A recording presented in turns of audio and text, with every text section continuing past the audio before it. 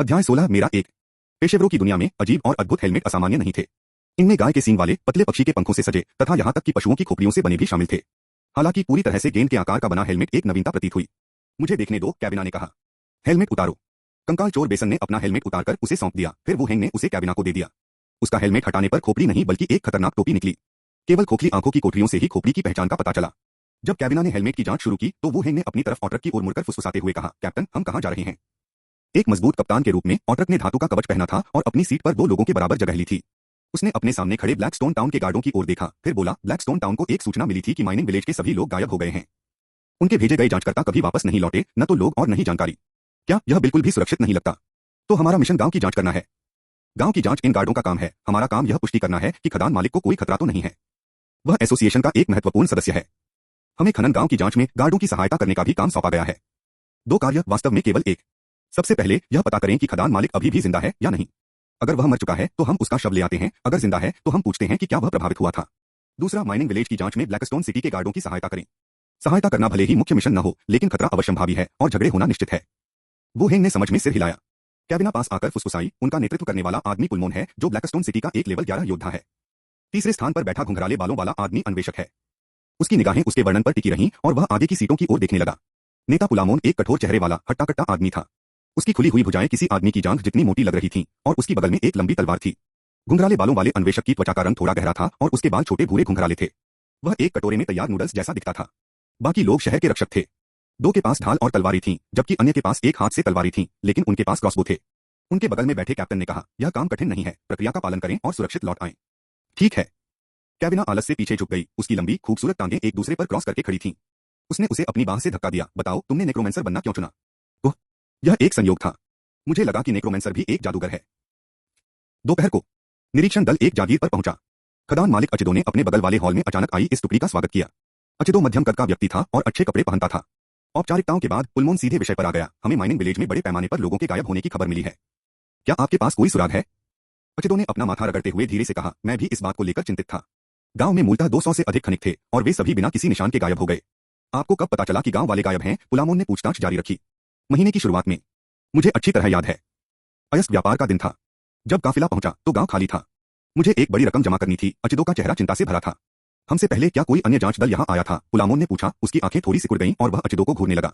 अचिदो ने नजरें नीची करते हुए कहा, हाँ, 3 लोगों की एक छोटी सी टीम। उन्होंने लगभग एक जैसी बातें पूछीं और चले गए। कुछ हुआ क्या? क्या आपके पास और जानकारी है? जो कुछ आप जानते हैं वह हमें बताइए। अचिदो ने अपने हाथों को क्रॉस करके सामने रखी लंबी मेज पर रख दिया। उसने एक पल सोचा और फिर बोला, मैंने अपने पहरेदारों से गांव की जांच करवा ली है। सारी चीजें, यहाँ तक कि कीमती सामान भी अभी भी वही हैं। साफ है कि वे गए नहीं हैं और किसी लड़ाई के निशान भी नहीं हैं। माइनिंग विलेज यहाँ से कितनी दूर है? यह ज्यादा दूर नहीं है। घोड़े पर आधे दिन की सवारी। दोनों ने स्थिति की पुष्टि करते हुए बातचीत जारी रखी। घुंघराले बालों वाला अन्वेषक एक तरफ खड़ा होकर कलम और कागज से बातचीत रिकॉर्ड कर रहा था। साफ था कि खदान मालिक को हालात के बारे में ज्यादा जानकारी नहीं थी। उसे बस इतना पता था कि गांव के सभी खनिक जा चुके हैं। वह जल्द से जल्द नतीजा निकालने की सोच रहा था ताकि उसकी कमाई में कोई रुकावट न आए। पिछली जांच टीम जो लापता हो गई थी, उसके बारे में उन्होंने कोई महत्वपूर्ण जानकारी नहीं दी। ठीक है, मैं समझ गया। हमारे लिए घोड़े और गाड़ी तैयार करो। पुलामोन खड़ा हुआ और बोला। खदान मालिक ने तुरंत जवाब दिया, मैंने आप सभी के लिए दावत तैयार की है। रात को आराम करो और कल सुबह मेरे लोग तुम्हें ले चलेंगे। कोई जरूरत नहीं, बस गाड़ी तैयार करो। अचिदो ने जिद नहीं की और अपने लोगों को घोड़े और गाड़ी तैयार करने का निर्देश दिया। जांच दल गाड़ी में सवार होकर माइनिंग विलेज की ओर चल पड़ा। एक बार जब वे जागीर से बाहर निकल गए तो 4 घोड़े नक्शे के अनुसार गाड़ी को खनन गांव की ओर ले गए। यहाँ तक कि खाने पीने की चीजें भी वैगन पर ही रखी जाती हैं। ऐसा प्रतीत होता है कि पुलामोन आज परिणाम प्राप्त करना चाहता है। यात्रा कठिन थी और दिन ढलते ढलते शाम हो गई थी। कमांडर, हम आगे एक गांव देख सकते हैं। गाड़ी के बाहर से एक गार्ड की आवाज आई। हम गांव के पास चलो। गाड़ी आगे बढ़ती रही। जब लगा कि वह गांव के बिल्कुल पास पहुंच गई है तो तेज झटके लगने लगे। बाहर से एक गार्ड की चौंक कर चिल्लाने की आवाज आई, घोड़े नियंत्रण से बाहर हो गए हैं। अरे, ये क्या हो रहा है? घोड़े पागल हो गए हैं, जल्दी से कूद जाओ। गाड़ी का पर्दा हटाकर उन्होंने देखा कि घुड़सवार गार्ड सीधे सड़क के किनारे लगे पेड़ों पर हमला कर रहे हैं। थड़ थड़। यह हल्का सा झटका ऐसा लगा जैसे किसी पंचिंग बैग पर प्रहार किया गया हो। गाड़ी चला रहा गार्ड भी गाड़ी में सवार घोड़ों को नियंत्रित करने की पूरी कोशिश कर रहा था, लेकिन साफ था कि इसका कोई खास असर नहीं हुआ। गाड़ी की गति तेज होती जा रही थी, झटके दाएं बाएं झूलने में बदल रहे थे। गाड़ी से कूद जाओ, कैप्टन ऑटरक ने आदेश दिया। हालांकि इससे पहले कि कोई प्रतिक्रिया दे पाता, गाड़ी सीधे गांव में घुस गई, सड़क पर मौजूद बाधाओं को तोड़ती हुई और गांव में एक घर की दीवार से टकरा गई। वैगन खुली जगह में पलट गया। टकरा जाना। कैप्टन ऑटरक ने वैगन का ऊपरी दरवाजा लात मारकर खोला और एक कंकाल सहित कई लोग वैगन से बाहर निकल आए। उसने अपना सिर थोड़ा सा हिलाकर स्थिति स्पष्ट की। गाड़ी खींचने वाले घोड़े मारे गए, उनके दिमाग और खून जमीन पर बह रहे थे। जबरदस्त टक्कर से उनकी गर्दनें विपरीत आकार में मुड़ गई थीं। कमांडर, गांव के बाहर से अपने घोड़ों से गिरे हुए पहरेदार अपने हथियार लेकर अंदर आ गए। कोई भी लापता नहीं था, लेकिन 2 गार्ड स्पष्ट रूप से घायल होकर लंगड़ाते हुए चल रहे थे। पुनः एकत्र होकर उन्होंने औषधि लेना शुरू कर दिया। गांव का द्वार खुला था और अंदर कोई नहीं था। पूरा गांव खाली और शांत था। यह एक लंबे समय से परित्यक्त गांव जैसा लग रहा था। कोई है? कैबिना ने पुकारा। सभी ने उसकी निगाह का अनुसरण किया और अंधेरे में काले आकार का एक समूह देखा। हर कोई दंग रह गया। खुफिया जानकारी और खदान मालिक से प्राप्त जानकारी से पता चला कि वहां के निवासी गायब हो गए हैं। लोग फिर से कैसे प्रकट हो सकते हैं? क्या वे प्रभाव शोर से आकर्षित हुए थे? कौन है? बाहर आओ, एक गार्ड चिल्लाया। कदम कदम कदम। जैसे ही उसके शब्द निकले, काली छायाएं पास आने लगी। छाया से बाहर निकलते हुए विक्षिप्त रोगियों की तरह विकृत चेहरे दिखाई दिए। इसके तुरंत बाद वे पंजे फैलाकर समूह पर झपटे। कमांडर, रिपोर्ट गलत थी, लगता है उन्होंने अपना विवेक खो दिया है, एक गार्ड ने धीरे से कहा। कमांडर शांत और ठंडे बने रहे, उनकी अभिव्यक्ति अपरिवर्तित रही। उन्हें दूर रखो। हाँ। हुश हुश हुश। तीर निकल पड़े और आने वाले दुश्मनों के पैरों को छेदते हुए निकल पड़े। कई आकृतियां जमीन पर गिर गईं। वे ग्रामीण हैं, लेकिन उनका व्यवहार मरे हुए लोगों जैसा है, अन्वेषक ने कहना शुरू किया। मरे हुए? कमांडर की नजर वुहेंग पर पड़ी। एक को अंदर लाओ, कमांडर ने आदेश दिया। गार्ड ने रास्ता खोल दिया और एक उन्मत्त खनिक तुरंत लाइन तोड़कर पीछे की ओर झपटा। जब वह करीब पहुंचा तो कमांडर ने एक हाथ से खनिक की गर्दन पकड़ ली और उसे ऊपर उठा लिया। चाहे वह कितना भी संघर्ष करे, वह उसकी पकड़ से बच नहीं सकता था। नेक्रोमैंसर, इधर आओ और देखो, उसने अपने पीछे खड़े वुहेंग से कहा। अध्याय 17, खनन गांव 1। सभी की निगाहें तुरंत उसकी ओर मुड़ गईं, जिससे वुहेंग क्षण भर के लिए स्तब्ध रह गया। तभी उसे एहसास हुआ कि वे उसे संबोधित कर रहे थे। उस खनिक को देखकर, जो बिल्कुल एक ज़ोंबी की तरह व्यवहार कर रहा था, वुहेंग कुछ अवाक रह गया। एक नेक्रोमैंसर होने के बावजूद उनकी योग्यताएं जादूटोने तक ही सीमित थीं। वह वास्तव में विद्वान नहीं था, वह इस दुविधा को कैसे समझ सकता था? फिर भी उनसे बात करने के बाद उन्होंने आगे आकर खनिक की स्थिति का आकलन करने के लिए बाध्य महसूस किया। खनिक की आंखें उत्तेजित थीं और उसके मुंह से झाग निकल रहा था। वह पागलों की तरह आसपास खड़े लोगों पर हमला करने की फिराक में था। उनकी पुतलियां केंद्रित रहीं तथा उनकी त्वचा पर सामान्य ज़ोंबी जैसी स्थिति नहीं दिखी। वुहेंग ने अपने दस्ताने उतारे और खनिक की गर्दन के आसपास की त्वचा को छुआ। वह मानव शरीर की गर्माहट महसूस कर सकता था, उसमें भूतविद्या का कोई निशान नहीं था। ज़ोंबी की तुलना में वह व्यक्ति रेबीज से पीड़ित रोगी जैसा लग रहा था, हिंसक, पागल, जंगली जानवर की तरह। ज़ोंबी से एकमात्र अंतर यह था कि उसके शरीर में मानव जीवन के संकेत अभी भी मौजूद थे। यह भूतविद्या नहीं है, बल्कि पागलपन जैसा है, वुहेंग ने कहा, और जल्दी से यह भी कहा, हालांकि हम भूतविद्या के अन्य रूपों की संभावना से इनकार नहीं कर सकते। यद्यपि उसने बहुत अधिक मरे हुए प्राणियों का सामना नहीं किया है, फिर भी वह इस बात की पुष्टि कर सकता है कि यह खनिक भूतविद्या द्वारा रूपांतरित नहीं हुआ था। इसके तुरंत बाद कर्ली हेयर नामक अन्वेषक भी अपने निष्कर्षों के बारे में सामने आया। उनके निष्कर्ष भी कुछ ऐसे ही थे। सिर हिलाते हुए पुलामोन ने पागल खनिक को एक तरफ फेंक दिया और निर्देश दिया, उन सभी को बांध दो जो अभी भी जीवित हैं, उन्हें हमारी जांच में बाधा न डालने दें। जी सर, पहरेदारों ने जवाब दिया। उन्होंने गांव से रस्सियां और चिथड़े निकाले और खनिकों को बांधना शुरू कर दिया। प्रारंभिक मुठभेड़ के दौरान 20 से अधिक पागल खनिकों में से लगभग आधे की मृत्यु हो गई थी तथा शेष खनिक घायल हो गए थे। इतनी गंभीर चोटों और उनके उन्मत्त संघर्षों के कारण यह स्पष्ट था कि यदि वे बाद में होश में भी आ गए तो भी वे विकलांग ही रहेंगे। खैर, कम से कम यह गार्डों द्वारा सीधे मारे जाने से तो बेहतर था। जल्द ही खनिकों को कसकर बांध दिया गया और एक लकड़ी की झोपड़ी में फेंक दिया गया। यह सुनिश्चित करने के बाद कि कोई अन्य तात्कालिक खतरा नहीं है, जांच दल ने गांव के मध्य में जाना जारी रखा। गांव पूरी तरह से वीरान था, जीर्णशीर्ण और उजाड़। रास्ते में उन्हें बेतरतीब ढंग से रखे हुए बैरल और खनन सामग्री तथा सूखने के लिए लटके हुए कपड़े दिखाई दे रहे थे। पहरेदार पंक्तिबद्ध होकर आगे बढ़े और आपस में चुपचाप बातें करते रहे। पेशेवर टीम पीछे रह गई। कैबिना ने फुसफुसाते हुए कहा, यह लापता ग्रामीणों का कोई साधारण मामला नहीं है। ब्लैकस्टोन टाउन तथा खदान मालिक से प्राप्त जानकारी से पता चला कि ग्रामीण गायब हो गए हैं, बिना किसी निशान के गायब हो गया। लेकिन उन्हें जो स्थिति का सामना करना पड़ा वह बिल्कुल अलग थी। पागल खनिक बाहर निकल आए थे, जो लापता ग्रामीणों की रिपोर्ट के विपरीत था। वुहेंग ने विश्लेषण किया, 2 संभावनाएं हैं, या तो समय के साथ स्थिति बदल गई है, या लापता ग्रामीण गांव लौट आए हैं और कुछ कारकों ने उन्हें पागल बना दिया है, या फिर जानकारी देने वाले व्यक्ति ने सच्चाई छिपाई है। मजाक नहीं कर रहा हूं, कैबिना ने उपहास किया। मेरा मतलब यह है कि यदि यह दूसरा मामला है तो हमारी स्थिति खतरे में पड़ सकती है। उसकी आवाज धीमी थी, लेकिन आसपास का माहौल बहुत शांत था। यह सुनकर सभी लोग पीले पड़ गए और एक दूसरे को देखने लगे। यदि यह दूसरा मामला है तो जांच स्वयं एक जाल हो सकती है और उनकी टीम संभवतः दुश्मन की चाल में फंस गई है। पिछली लापता जांच टीम को देखते हुए यह और भी चिंताजनक है। कुछ चर्चा के बाद इन दोनों संभावनाओं को समझना आसान है। जब टीम को स्थिति का पता चला तो वे कुछ असहज हो गए। थोड़ी देर की खामोशी के बाद अन्वेषक कर्ली हेयर ने जवाब दिया, खदान मालिक के पास झूठ बोलने का कोई कारण नहीं है। खदान उसकी आय का मुख्य स्रोत है। जब यहां कोई समस्या आएगी तो उसे सबसे ज्यादा चिंतित होना चाहिए। उसे हमें धोखा देने का कोई कारण नहीं है। इसके अलावा जांच को गुमराह करने के गंभीर परिणाम हो सकते हैं। यह बात तो सही थी, सचमुच यह बात सही थी। वुहेंग ने सहमति में सिर हिलाया। इस बिंदु पर आंख मूंदकर अटकलें लगाने से मामला और जटिल हो जाएगा। टीम रास्ते पर आगे बढ़ती रही। गांव उनकी उम्मीद से कहीं ज्यादा बड़ा था। घर बिखरे हुए और एक दूसरे से जुड़े हुए थे, जिससे रास्तों का एक जटिल जाल बन गया था। रास्ते में मलबा बढ़ता जा रहा था। खनन गाड़ियां, खनन ड्राफ्ट और पत्थर कबाड़ के छोटे छोटे टीलों की तरह ढेर हो गए। कई मोटे पेड़ जिन पर भांग की रस्सियां और कपड़े के टुकड़े लटके हुए थे, हवा में आगे पीछे झूल रहे थे, मानो लटकते हुए पर्दे हों। हवा ने उन्हें धीरे से हिलाया, जिससे एक शांत लेकिन भयानक वातावरण बन गया। जल्द ही टीम ने गांव पार कर लिया और एक बड़ा पहाड़ देखा। इस पर्वत के चारों ओर खनन गांव बनाया गया था। वर्षों से चल रहे खनन के कारण पहाड़ में अनेक गड्ढे बन गए हैं। एक गार्ड ने बताया, वहां लोग हैं। आगे देखने पर मलबे और कबाड़ के ढेर के बीच उन्हें 3 शव दिखाई दिए। दस्ते ने शीघ्रता से पास आकर उनके चेहरे पर उदासी छाई हुई थी। उनके कपड़ों के आधार पर वे लापता जांच दल के सदस्य थे। दरअसल किसी ने जांच दल पर हाथ डालने की हिम्मत की। यह स्थिति संभवतः उनकी प्रारंभिक आशंका से कहीं अधिक खराब थी। कर्ली हेयर ने शवों की जांच शुरू की और एक मृतक की जेब में एक नोटबुक मिली। उसने उसे खोलकर देखा। वो हेंग और अन्य लोग शाम की धुंधली रोशनी में इसकी विषय वस्तु पढ़ने के लिए एकत्रित हुए। गांव खाली है, लेकिन अभी भी दैनिक जीवन के निशान मौजूद हैं, नोटबुक से पता चला। प्रारंभिक प्रविष्टियों में निर्जन गांव की स्थिति दर्ज की गई थी। वो हेंग की टीम के विपरीत पिछली जांच टीम को गांव के प्रवेश द्वार पर कोई पागल ग्रामीण नहीं मिला था। उनकी खोज ब्लैकस्टोन टाउन से मिली जानकारी से मेल खाती थी। गांव खाली था और उसके निवासी गायब थे। हालांकि उनके पास अधिक समय था जिससे वे घरों के अंदरूनी हिस्सों का निरीक्षण कर सके, लेकिन उन्हें कुछ भी उपयोगी नहीं मिला। घुंघराले बाल फिर दूसरे पृष्ठ पर मुड़ गए। रात के अंधेरे में गांव जगमगा उठा। चारों तरफ शोरगुल मच गया। हम रोशनी का पीछा करते हुए गांव के बीच पहुंचे, जहां हमने देखा कि खुली जगह लापता गांव वालों से भरी हुई थी। वे ऐसे जमा हुए थे मानो किसी डांस पार्टी में हो। कुछ लोग मुंह से खून बहते हुए गाने लगे। कुछ नाच रहे थे, उनके पैर खून से लथपथ और घायल थे। वे पागलों जैसा व्यवहार कर रहे थे। हम भोर तक इंतजार करते रहे। पागल गांव वाले खदान की ओर बढ़ने लगे। हम यह देखने के लिए उनके पीछे गए कि वे कहां छिपे हैं और वे इस तरह क्यों हो गए हैं। नोटबुक की प्रविष्टियां वहीं समाप्त हो गईं। बाद की प्रविष्टियां उपयोगी सुराग प्रदान करती हैं। रात में पागल गांव वाले नाचने गाने के लिए आ जाते थे। उस समय उनकी मानसिक स्थिति पहले से ही समस्याग्रस्त होती थी। जब वे घटनास्थल पर पहुंचे तो ग्रामीणों की स्थिति बहुत खराब हो गई थी और वे बेकाबू हो गए थे। भोर होते ही वे खदान की ओर चलना शुरू कर देंगे। और इस जांच दल में से प्रत्येक व्यक्ति पहाड़ की तलहटी में मृत पाया गया। क्या उन्हें खोजा गया था? ऐसा नहीं होना चाहिए था। वे पहाड़ी तक उनका पीछा करने में कामयाब रहे। आखिर में उन्हें कैसे खोजा गया? वो हेंग ने स्थिति का विश्लेषण करते हुए कहा। उसने महसूस किया कि सबकी निगाहें उस पर टिकी हुई थीं। आखिर तुम क्या देख रहे हो? वो हेंग ने सहज रूप से एक कदम आगे बढ़ाया। सभी ने एक साथ एक कदम पीछे हटे और उसके पीछे किसी चीज पर सतर्क निगाहें डाली।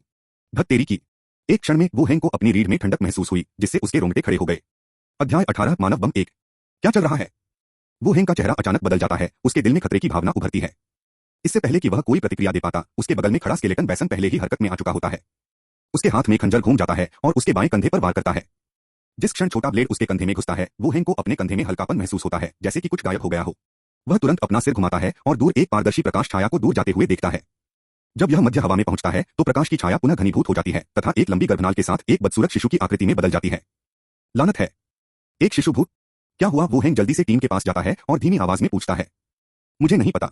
जब हम नोट्स पढ़ रहे थे तो वह आपके कंधे पर भी था और ऐसा लग रहा था कि वह भी नोट्स पढ़ रहा है, कैविना जवाब देती है। उनमें से कुछ लोग पीछे नहीं बल्कि अपने कंधों की ओर देख रहे थे। स्केलेटन बैसन का एक्शन और भी अधिक प्रत्यक्ष है। वह सही समय पर सीधे हमला करता है। हुश हुश! दोनों के बीच बातचीत के दौरान कई क्रॉसबो तीर छोड़े जाते हैं। तीर भूत के शरीर से होकर गुजरते हैं और कोई निशान नहीं छोड़ते। और शिशु जैसा भूत मानो डर गया हो, अपना मुंह चौड़ा करके रोने जैसा इशारा करता है। हालांकि इसमें कोई आवाज नहीं है, लेकिन यह हलचल रोने का संकेत देती है। बस इसी क्षण सभी को ऐसा लग रहा है कि कुछ ठीक नहीं है। गुफा की ओर से तेज और घनी पदचाप की आवाजें आ रही हैं। बांध को तोड़ते समय लुढ़कती बजरी की तरह ये ध्वनियां घनी और अव्यवस्थित हैं, मानो वे किसी दूसरी दुनिया में वापस आ गए हों और सीढ़ियों पर चढ़ते हुए लाशों का सामना कर रहे हों। कदम कदम कदम! अनेक गुफाओं के द्वारों से अनगिनत छायादार आकृतियां बाहर निकलती हैं। वे सभी दिशाओं से आते हैं और सीधे उनकी ओर दौड़ पड़ते हैं। सभी लोगों के चेहरे बदल जाते हैं। उन्मादी ग्रामीणों को इस भूत शिशु द्वारा नियंत्रित किया जा रहा है। अब जब वह डर गया है, गुफा में मौजूद सभी ग्रामीण बाहर निकल आए हैं। इसमें कोई आश्चर्य नहीं कि गांव में कोई नहीं था। वे सभी खदान में छिपे हुए थे। नेता ने गहरी आवाज में कहा, घबराओ मत, पीछे हटो और बचने का रास्ता ढूंढो। एक सैनिक तेजी से ऊपर की ओर दौड़ता हुआ एक घर में घुसता है। हुश हुश! बोल्ट रात को चीरते हुए स्पष्ट तीर की आवाज करते हैं। लक्ष्य लड़खड़ाकर गिरते हैं तथा अपने पीछे खड़े लोगों के एक बड़े समूह को गिरा देते हैं। इस समय घर से सैनिक की आवाज सुनाई देती है, उत्तर की ओर चलो। ग्रेनेड पुलामोन ने आदेश दिया। भीड़ पर कई हथगोले फेंके गए। Boom boom! कानफोड़ों विस्फोटों के बीच लाल लपटें उठती हैं। पीछे हटना! टीम तेजी से मुड़कर उत्तर की ओर बढ़ती है। उनके चलते हुए तलवारों और कवचों की खड़खड़ाहट की आवाज आती है। कदम कदम कदम! वे पूरी गति से दौड़ते हैं और उनके पीछे एक घनी पागल भीड़ चलती है। अचानक बगल से अस्तव्यस्त कदमों की आवाज आती है। ग्रामीणों का एक झुंड गली से निकलकर पीछे हटते हुए दस्ते पर सीधे हमला करता है। नेता का चेहरा गंभीर हो जाता है और उसकी दो हाथ वाली तलवार तेजी से क्षैतिज रूप से वार करती है। देखते ही देखते 5-6 सिर उड़ जाते हैं। अन्य लोग भी अपने हथियार निकाल लेते हैं और पागल भीड़ के साथ क्रूरतापूर्वक लड़ाई शुरू कर देते हैं। वो हेंग अपना भाला थामे कंकाल चोर के साथ खड़ा है। वह हमलावर दुश्मनों को रोकते हुए अपना भाला लहराता रहता है। ऑट्रक और कैबिना लड़ते हुए स्थिति का अवलोकन कर रहे हैं। एक जादूगर को इतनी शांति से हाथापाई का उपयोग करते हुए देखकर उनकी आंखों में कुछ आश्चर्य और जिज्ञासा दिखाई देती है। बिल्कुल भी नए जैसा नहीं। वो हेंग के लिए उसके सामने जो स्थिति है वह ज़ोंबी वर्ल्ड में कई बार देखी जा चुकी है और वहां के दृश्य यहां से कहीं ज्यादा खराब हैं। युद्ध से उनकी वापसी धीमी हो जाती है। पीछे से और भी लोग आगे बढ़ रहे हैं। आग की छाया में घनी आकृतियां हैं। गली में आ जाओ, नेता आदेश देना जारी रखता है। सभी लोग गली में पीछे हट जाते हैं। संकरा प्रवेश द्वार संख्या की कमी को कम करता है। लेकिन स्थिति फिर से बदल जाती है। उन्मादी भीड़ दीवारों पर चढ़ने लगती है, छतों से उनकी ओर छलांग लगाने लगती है। कोई ब्रेकआउट मार्ग ढूंढो, नेता आदेश देना जारी रखता है। एक सैनिक रास्ता ढूंढने के लिए पुनः छत पर चढ़ने का प्रयास करता है। हालांकि जैसे ही वह ऊपर चढ़ता है, वह एक खनिक को सीधे अपनी ओर दौड़ते हुए देखता है। वह अपनी बाहों में जलते हुए फ्यूज का एक बंडल पकड़े हुए है। पहाड़ों को विस्फोट करने के लिए इस्तेमाल किया जाने वाला फ्यूज। धमाका! एक बहरा कर देने वाला विस्फोट सुनाई देता है। सैनिक तुरंत उड़ जाता है और फिर कभी नहीं उठ पाता। इस बीच और अधिक खनिक छतों पर चढ़ गए और नीचे भीड़ की ओर छलांग लगाने लगे। Boom boom boom. गली में कान फाड़ देने वाले विस्फोटों की आवाजें गूंजती रहीं। टूटे हुए पत्थर गोलियों की तरह इधर उधर बिखर रहे थे। जब घना धुआं छंटा तो 2 और सुरक्षाकर्मी खून से लथपथ मृत पड़े थे, जिन्हें बढ़ती भीड़ ने निगल लिया था। बाकी लोग भी विस्फोट से अलग अलग स्तर पर प्रभावित हुए। विस्फोटकों से लैस और भी लोग छतों पर दिखाई दिए और मानव बम की तरह नीचे कूदने लगे। चलो चलें, नेता ने कहा और एक तरफ का दरवाजा खोल दिया। समूह कमरे में घुस गया, लेकिन दूर भागने के लिए विपरीत दिशा की खिड़की से बाहर कूद गया। गली से भीड़ निकलती रही, लगातार उनका पीछा करती रही। विस्फोटों की आवाजें लगातार आती रहीं। गर्जना और अधिक छायादार आकृतियां नीचे कूद पड़ी और विस्फोट हुए। विस्फोटों के कारण लोग दूर दूर तक फैल गए तथा घने धुएं के कारण अपने साथियों को देख नहीं पाए। अलग हो जाओ और खाली हो जाओ। उन्होंने अलग अलग पीछे हटने के स्पष्ट आदेश सुने। वू हेंग ने स्केलेटन बैसन को एक दिशा में तेजी से प्रस्थान करने के लिए प्रेरित किया। रात का आकाश स्तब्ध था। बचकर भागे वू हेंग और स्केलेटन बैसन ने अपने कदम रोक लिए। पीछे से कोई दुश्मन नहीं आया, लेकिन दूरी पर भयंकर लपटें और बहरा कर देने वाले विस्फोट अभी भी जल रहे थे। ऐसा लग रहा था कि उनका पीछा नहीं किया जा रहा था। जैसे ही वू हेंग अगले कदम पर विचार कर रहा था, थप थप थप सामने से कदमों की आवाज गूंज रही थी। जब गांव के किनारे खदान के पीछे से काली टोपी पहने कुछ लोग निकले। उनमें से एक ने अपनी बाहों में किसी चीज को कसकर लपेट रखा था। वू हेंग ने अनुमान लगाया कि यह पागल भीड़ थी जो अपने हाथों में भाला और पिस्तौल पकड़े हुए थी। सामने बैठे लोग भी चौंक गए। दूर से युद्ध के मैदान को देखते हुए वे भी आश्चर्यचकित थे कि वू हेंग बचकर उनके रास्ते में आ खड़ा हुआ। उसे मार डालो, जल्दी करो, बंडल वाले आदमी ने ठंडे स्वर में आदेश दिया और फिर गांव से बाहर निकल गया। गार्डों ने आदेश सुना, अपने क्रॉसबो उठाए और ट्रिगर दबा दिया। फुसफुस फुसफुस फुसफुस। क्रॉसबो के तीर रात के आकाश को घेरते हुए निकल गए। वू हेंग को अपने दिल में एक झटका महसूस हुआ और वह जल्दी से कंकाल योद्धा के पीछे छिप गया। धप धप धप। क्रॉसबो के तीर कंकाल के कवच को घेरते हुए दूसरी ओर से निकल आए। वू हेंग ने कंकाल के शरीर से निकले तीरों पर नजर डाली और विरोधियों पर जवाबी गोलीबारी करने के लिए अपनी पिस्तौल उठाई। Bang bang bang. गोली की आवाज हवा में गूंज उठी और तुरंत ही एक व्यक्ति दर्द से चीख उठा। लेकिन यह स्पष्ट था कि कोई भी महत्वपूर्ण क्षेत्र प्रभावित नहीं हुआ था। 3 गोलियां चलाने के बाद वू हेंग ने कंकाल योद्धा को खींच लिया और सीधे पास के एक घर में जा गिरा। उसने मन ही मन गाली दी। यह वास्तव में एक जाल था। आक्रमण करो, उसे मार डालो। बाहर फिर से हमला करने का आदेश गूंजा। बचे हुए कुछ लोगों ने अपने हथियार निकाले और तेजी से लकड़ी के घर की ओर बढ़ गए। वे लगातार अपनी स्थिति बदलते रहते थे, संभवतः गोली लगने के डर से। वू हेंग दरवाजे के बगल वाली दीवार के सहारे खड़ा होकर इन लोगों की पहचान का अनुमान लगा रहा था। वे पर्यावरण से अधिक परिचित लग रहे थे और ऐसा लग रहा था कि उन्होंने खदान से कुछ लिया है। दरवाजे के बाहर कदमों की आहट करीब आती जा रही थी। पास में ही स्थित स्केलेटन बैसन ने अपने दोहरे ब्लेडों को कस लिया तथा बाहर निकलकर उनका ध्यान आकर्षित करने के लिए तैयार हो गया। लेकिन वू हेंग ने अपना सिर हिलाया। जब वे नुकसान में थे तो उनसे लड़ने की कोई जरूरत नहीं थी। फिर उसने अपने बैग से एक पॉइजन फॉग थंडर निकाला, उसकी स्थिति की पुष्टि की और उसे सीधे बाहर फेंक दिया। गड़गड़ाहट गड़गड़ाहट। विशाला कोहरा थंडर दरवाजे के बाहर लोगों के पैरों तक लुढ़क गया। अगले ही पल एक धमाके के साथ धुएं का एक भारी बादल फट गया। इससे आसपास का पूरा क्षेत्र तीखी गंध से भर गया। अंदर आ जाओ, उन्हें इस अफरातफरी में भागने मत दो, वरना हम सब मर जाएंगे, बाहर से एक आवाज फिर से आग्रह कर रही थी। हालांकि इससे पहले कि वे अपना हमला जारी रख पाते, दुर्घटना दुर्घटना। सामने से हड्डियों के आपस में रगड़ने की आवाज आ रही थी। अगले ही पल एक विशाल कंकालनुमा कुत्ता धुएं में घुस आया, एक व्यक्ति को गिरा दिया, उसकी गर्दन पर काट लिया और जोर जोर से कांपने लगा। हर कोई हैरान रह गया। मरे हुए कंकाल, ये मरे हुए लोग कहां से आए? फिर भी अधिक लगातार पच्चेन गूंजते हैं। एक के बाद एक कंकाल धुएं में उड़ते हुए, हाथ में हेलीकॉप्टर लहराते हुए दुश्मनों की ओर दौड़े। विशाले कोहरे से लड़ाई और दर्दनाक चीखों की आवाजें उठ रही थीं। अध्याय 19 चीता 1। लड़ाई ज्यादा देर तक नहीं चली।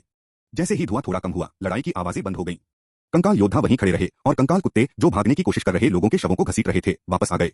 यह पुष्टि करने के बाद कि आसपास कोई नहीं है, वू हेंग ने अपनी नजर जमीन पर पड़ी लाशों पर घुमाई। वह जानने को उत्सुक था कि ये लोग कौन थे। पागल भीड़ के विचलित हो जाने के बाद वे दूसरी ओर से गांव में क्यों घुसे और वे क्या ले गए? उसने कई शवों के लबादे फाड़ दिए, जिससे उनके चेहरे और उनके कवच प्रकट हो गए। वह उन्हें पहचान नहीं पाया। इसके अलावा कवच मानकीकृत नहीं था, जिससे यह पहचानना असंभव था कि वे किस शक्ति से संबंधित थे। वह आखिरी आदमी की ओर बढ़ा, जिसे कंकाल कुत्ते ने पीछे खींच लिया था और उसका लबादा उतारकर जांच जारी रखी। जैसे ही उसका चेहरा सामने आया, वू हेंग की भौहें तन गईं। यह वह था, अचिदो का बटलर, खदान का मालिक। क्या यह अचिदो का काम था? इससे उसे क्या लाभ होगा? जैसा कि अन्वेषक कर्ली हेयर ने कहा था, खदान में हुई दुर्घटना ने उन्हें सबसे अधिक प्रभावित किया। वह कुछ देर तक बटलर की लाश को टटोलता रहा। हथियारों और चमड़े के कवच के अलावा वहां और कुछ नहीं था। ऐसा प्रतीत होता था कि उनका उद्देश्य बहुत स्पष्ट था, शीघ्रता से अंदर आना और बाहर आना। कोई और लाभ न देखकर वू हेंग ने आगे कहा, इन शवों को ले जाओ, बाकी को मत छो। प्रतीक्षारत कंकाल योद्धा आगे बढ़ने लगे। लाशों को जमीन से उठाकर वे वापस सीमा द्वार के भीतर आ गए। गांव के बाहर सड़क पर एक व्यक्ति लबादा ओढ़े लंबे लंबे डग भरता हुआ भागा जा रहा था। अरे, एक नेक्रोमेंसर! वह जांच दल में क्यों था? गालियां देते हुए उसने अपनी गति तेज कर दी। माइनिंग विलेज की स्थिति उनकी मूल योजना से कहीं अधिक खराब थी। यदि शवों पर अंकित पहचान की जांच की जाए तो वे सभी गार्डों द्वारा खोजे जाएंगे। अरे यार, जांच दल में नेक्रोमेंसर क्यों था? पहरेदारों ने नेक्रोमेंसरों को कब स्वीकार करना शुरू किया? यह सौभाग्य की बात थी कि वह दूर से ही निगरानी कर रहा था और कंकालों द्वारा उसे नहीं देखा गया। अन्यथा वह वहीं एक निर्जीव लाश बनकर रह जाता। जो मैं चाहता हूं उसे ले लो और यह स्थान छोड़ दो। वह बुदबुदाता हुआ अचानक वहीं रुक गया। आगे सड़क पर एक गाड़ी खड़ी थी जो उसका रास्ता रोक रही थी। आसमान में इतनी रोशनी होने लगी थी कि गाड़ी पर बने सुंदर पैटर्न को धुंधला धुंधला देखा जा सकता था। आदमी की आंखें चमक उठीं और वह पीछे हट गया, जंगल में जाने के लिए तैयार। जैसे ही वह आगे बढ़ने वाला था, एक पीला चीता बिजली की तरह गाड़ी से बाहर निकला और उस पर झपटा। आदमी का चेहरा सफेद पड़ गया। उसने अपनी कमर में बंधी छोटी तलवार निकाली और चीते पर वार कर दिया। धम्मा! लेकिन चीता तेज था। इसने उसकी कलाई में काट लिया, जिससे हड्डियां टूट गईं और छोटा ब्लेड जमीन पर गिर गया। आदमी जमीन पर गिर पड़ा। चीता उसकी छाती पर खड़ा था। उसकी ठंडी आंखें उसे घूर रही थीं, उसकी लाल जीभ कांटों से लथपथ उसके चेहरे को चाट रही थी। उसने खून का निशान छोड़ दिया, मानो दरांती से खुरच दिया हो। मैं वुल्फ हेड मर्सिनरी ग्रुप से हूं, मेरी मुलाकात लेडी स्लीथर से हुई है। जाने दो, वह आदमी जोर से चिल्लाया। कुरो, गाड़ी के अंदर से एक आलसी औरत की आवाज आई। चीता उस आदमी के शरीर से कूद गया, लेकिन वहां से हटा नहीं, बल्कि उस पर अपनी नजरें गड़ाए हुए उसके चारों ओर घूमता रहा, मानो वह अपने शिकार का जायजा ले रहा हो। वह आदमी अपनी घायल बाह को पकड़े हुए उठ बैठा, उसका चेहरा दर्द से भर गया। तुम यहाँ क्या कर रहे हो? महिला की आवाज फिर गूंजी। उस आदमी ने जल्दी से अपने पास खड़े चीते की ओर देखा, फिर बोला, मैंने अभी अभी एक काम पूरा किया है और वापस आ रहा हूँ। कुरो, घर। चीता फिर झपटा, उसकी बाह पकड़ ली और उसे बुरी तरह नोचने लगा। वह आदमी संघर्ष करता हुआ चिल्लाया, मैं बोलूंगा, हमने खनन गांव से एक काम लिया था। अचिदो ने तुम्हें क्या करने को कहा था? आदमी के चेहरे पर भाव भंगिमाएं उभर आईं, उसे उम्मीद नहीं थी कि दूसरे को इस बारे में पता चल जाएगा। कुछ देर सोचने के बाद उसने अपना सिर नीचे किया और उल्टा सवाल किया, अगर मैं तुम्हें बता दूं तो क्या तुम मुझे जाने दोगे? यह इस बात पर निर्भर करता है कि आप सच बोल रहे हैं या नहीं। उस आदमी ने पास में खड़े चीते की ओर देखा और दांत पीसते हुए बोला, हमने मदद की। उसने अनिच्छा से आगे कहा, हमने अचिदो को खनन गांव से कुछ सामान लाने में मदद की थी। यात्रा तब तक सुचारू रूप से चल रही थी जब तक कि जांच दल के एक जादूगर ने हमें रोक नहीं लिया। उसने बाकी सभी को मार डाला, मैं अकेला था जो बच निकलने में कामयाब रहा। वास्तव में आपको क्या प्राप्त करना था? मुझे नहीं पता, कुछ छोटा सा पैकेज जो खदान के अंदर से लाया गया था, वह बहुत अच्छी तरह से लपेटा हुआ था। गाड़ी में फिर से थोड़ी देर के लिए सन्नाटा छा गया। आदमी का शरीर हिल रहा था और उसने धीमी आवाज में पूछा, क्या मैं जा सकता हूँ? हाँ, आप ऐसा कर सकते हैं। खक, शुक्रिया। वह आदमी खड़ा हो गया, अपनी लटकती हुई बाह को पकड़े हुए, और पास के जंगल की ओर भाग गया। लगभग तुरंत ही गाड़ी के अंदर से एक आवाज गूंजी, कुरो, जाओ उसे मार डालो। चीता जंगल में भाग गया, उसके पीछे पीछे आदमी की पीड़ा भरी चीखें और गालियां भी आने लगीं। कुछ ही देर बाद चीता मुंह में ताजा खून भरकर वापस आया और गाड़ी पर कूद गया। चलो वापस घर चलें। गाड़ी ने अपना रास्ता बदल दिया और रात में गायब हो गई। भोर हो रही थी। गार्ड टीम और पेशेवर लोग पुनः एकत्रित हुए। 1 घंटे पहले उन्मादी ग्रामीणों की भीड़ ने अचानक अपना हमला रोक दिया और कटे हुए गेहूं की तरह एक साथ गिर पड़ी। इस अवसर का लाभ उठाकर सभी लोग गांव से भाग निकले और पुनः एकत्रित हो गए। जैसे ही उन्होंने अपनी ताकत वापस पाली, उन्हें राहत महसूस हुई कि पागल ग्रामीणों ने अपनी लड़ने की शक्ति खो दी थी, अन्यथा वे बाहर निकलने में असमर्थ होते। कैप्टन, हम वू हेंग को नहीं ढूंढ पाए। कैबिना भी गांव से बाहर निकली, उसका चेहरा पीला पड़ गया था। हालांकि टीम के सबसे नए सदस्य वू हेंग के प्रति ज्यादा लगाव नहीं था, लेकिन वे उसे नापसंद भी नहीं करते थे। टीम के साथी के रूप में अपने पहले मिशन पर ही उनकी मृत्यु हो गई। इसे अच्छी बात नहीं माना जा सकता। गार्डों को भी गंभीर क्षति पहुंची। 6 सदस्यीय टीम में से केवल 3 ही बचे थे, सभी घायल थे। कैप्टन ऑट्रक ने कहा, उसे न ढूंढ पाना भी अच्छी खबर है, हमें थोड़ी देर और इंतजार करना चाहिए। जैसा कि कहा जा रहा है, कल रात की स्थिति अत्यंत खतरनाक थी। वो हेंग अपने पहले मिशन पर थे, वे समूह से अलग हो गए, यह कल्पना करना कठिन था कि वे बच पाएंगे। कैबिना की अनिच्छा के बावजूद उसके पास कोई व्यावहारिक समाधान नहीं था। वह अपनी ताकत वापस पाने के लिए उनके पास बैठ गई। तभी नेता पुलामोन वहां आए। कैप्टन ऑट्रक, इस घटना पर आपकी क्या राय है? खनन गांव की जांच शुरू से अंत तक संदेह से भरी रही, लेकिन कभी भी कोई ठोस सबूत नहीं मिला जो उन्हें सही दिशा दे सके। यदि कोई नहीं मरा होता तो वे इसे ऐसे ही छोड़ देते तथा इसे ब्लैकस्टोन टाउन पर छोड़ देते। अब चूंकि 2 अलग-अलग टीमों के लोग मारे गए थे, इसलिए वे इसे इतनी आसानी से नहीं जाने दे सकते थे। ऑट्रक ने धीरे से कहा, ब्लैकस्टोन टाउन में स्थिति को प्रस्तुत करें, खनन गांव का निरीक्षण करने के लिए और अधिक लोगों को बुलाएं और साथ ही मुखबिर की जांच करें, हमें कुछ सुराग मिल सकते हैं। हमत नेता ने आगे कहा, अचिदो बहुत संदिग्ध है, लेकिन उसका पता लगाना मुश्किल है। हम इस घटना से उसका कोई संबंध कभी नहीं ढूंढ पाए। अगर हम खुफिया जानकारी का इस्तेमाल भी करें तो उसके पास इसके कई कारण होंगे। जब तक अचिदो इस बात पर जोर देते रहेंगे कि उन्होंने उस समय जो जानकारी उपलब्ध थी उसके आधार पर खुफिया जानकारी दी थी, तब तक उन्हें दोष देना कठिन होगा। आखिरकार कोई भी खुफिया जानकारी से पूर्ण सटीकता की मांग नहीं कर सकता। विशेषकर जनता द्वारा उपलब्ध कराई गई खुफिया जानकारी के मामले में त्रुटि की एक निश्चित गुंजाइश अपेक्षित है। ऑट्रक ने आगे कहा, तब हमारे पास भूतविद्या की जांच करने के अलावा कोई और विकल्प नहीं है, क्योंकि उन ग्रामीणों में कुछ तो गड़बड़ है। हाँ, इसके अलावा कोई और विकल्प नहीं है, चलो पहले वापस चलें। जैसे ही सभी लोग उठकर जाने के लिए तैयार हुए, 2 व्यक्ति गांव से बाहर निकले, वो हेंग और वह कंकाल। उसकी मृत्यु नहीं हुई थी और न ही उसे कोई चोट दिखी थी। अध्याय 20, लोगों को गिरफ्तार करना 1। जैसे ही वे करीब आए, अंततः उन्हें एक आदमी और उसके कंकाल का स्पष्ट दृश्य देखने को मिला। वो हेंग की हालत बहुत खराब नहीं थी, वह बस थोड़ा अस्तव्यस्त था, जबकि उसके बगल में कंकाल, जिसने गोल हेलमेट पहना हुआ था, उसके सीने के कवच और शरीर में 5 या 6 क्रॉसबो तीर लगे हुए थे। इसके अलावा वह अपने कंधे पर एक भयानक लाश भी ढो रहा था। इससे भीड़ हैरान हो गई। उन्होंने उन्मादी भीड़ को थंडर ट्यूब का उपयोग करते देखा था, लेकिन क्रॉसबो का नहीं। यदि क्रॉसबो का भी प्रयोग किया जाता तो भी उनमें से कोई भी जीवित बच नहीं पाता। वो हेंग, तुम कहां भाग गए थे? कैबिना ने तुरंत पूछा। मैं कुछ देर तक गांव में छिपा रहा, जब मैंने देखा कि बाहर का रास्ता साफ है तो मैं बाहर आ गया, वो हेंग ने जवाब दिया।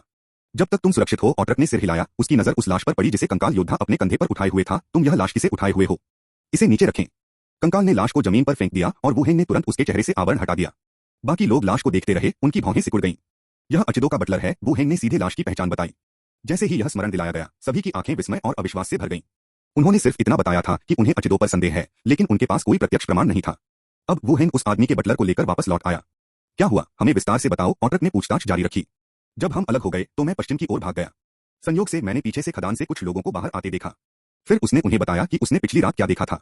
उस धूर्त समूह को देखकर उनके हाथों में जो वस्तु थी वे उसे मारना चाहते थे, लेकिन इसके बजाय वे उसके द्वारा मारे गए। हालांकि उसने उन्हें जहर, धुआं, थंडर और कंकाल बेसन का इस्तेमाल करके मारा था। उसने कंकालों वाली बात छोड़ दी।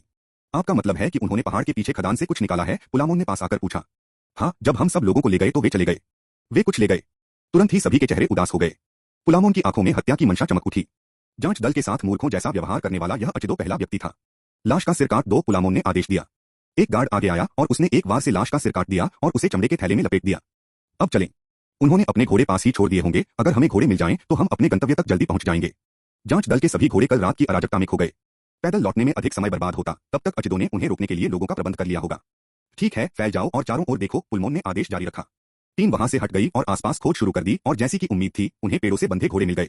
इन घोड़ों को गांव से एक निश्चित दूरी पर रखा जाता था और उन्हें कोई परेशानी नहीं होती थी। सभी लोग अपने घोड़ों पर सवार होकर सीधे स्टेशन की ओर चल पड़े। लेकिन स्टेशन पर पहुंचने पर वे तुरंत वहां से नहीं गए। पुलामोन ने सीधे तैनात सेना को संगठित किया और लोगों को गिरफ्तार करने के लिए अचिदो की संपत्ति पर वापस चला गया। दस्ता पूरी ताकत के साथ हवेली पर पहुंचा। हवेली की सुरक्षा की तुलना किसी शहर से नहीं की जा सकती थी। इसके लोहे के दरवाजे पतले और खोखले थे, जो सेना के हमले से बचाव करने में पूरी तरह से असमर्थ थे। सर, यह शायद नियम के विरुद्ध है। अगर आप किसी को गिरफ्तार करना चाहते हैं तो आपको सिटी हॉल से रिट लेनी होगी, गेट के पीछे खड़े एक गार्ड ने आपत्ति जताई। पिछली रात की लड़ाई के बाद पुलामोन के पास उससे बहस करने के लिए अधिक धैर्य नहीं बचा था। उन्होंने जोर से लोहे का गेट खोला और चिल्लाए, सभी सशस्त्र कर्मियों को राजद्रोह के लिए मौके पर ही फांसी दे दी जाएगी। Swish swish swish. जैसे ही आदेश दिया गया, अनेक क्रॉसबो को आगे की ओर निशाना लगाकर बांध दिया गया। हवेली के गार्ड जो कुछ कहना चाहते थे वहीं जम गए और कोई भी हरकत करने का साहस नहीं जुटा पाए। फिर उन्होंने तीरों से छलनी होने से बचने के लिए सावधानीपूर्वक अपने हथियार फेंक दिए। राजद्रोह के अपराध का उल्लेख किया गया था, यह स्पष्ट है कि कुछ बड़ा घटित होने वाला था। जैसे ही हवेली के गार्डों ने अपने हथियार फेंके, गार्ड तेजी से उन्हें पकड़ने के लिए आगे बढ़े। पुलामोन ने पुनः इशारा किया और केंद्रीय भवन की ओर बढ़ना जारी रखा। जब वह दरवाजे पर पहुंचा तो हवेली का दरवाजा पहले से ही खुला था। खदान मालिक अचिदो पीले कपड़े के टुकड़े में लिपटी कोई चीज लेकर बाहर आया। कपड़े के बीच से आकृतियों से भरा एक जार दिखाई दे रहा था।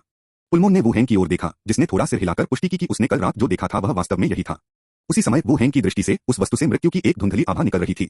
अचिदो, तुम्हें पता है न कि हम यहाँ क्यों हैं? पुलामोन की आवाज बर्फीली थी, जिसमें हत्या के इरादे का संकेत था। हाँ, मैं तुम्हारे साथ चलने को तैयार हूँ।